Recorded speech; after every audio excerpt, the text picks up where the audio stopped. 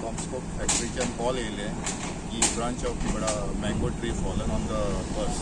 Immediately आमचे turnout जाले उपरांत कळ्ळें की व्हडलो आंबो आहा पळय व्हडलो ब्रांचीस बसीक डॅमेज केल्ले आसा आनी we require the JCB or crane from they are providing from the company to lift the branches up and we will clear the within half an hour.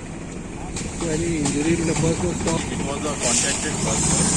It was parked near the roadside. Almost It takes 1 hour to kilometer.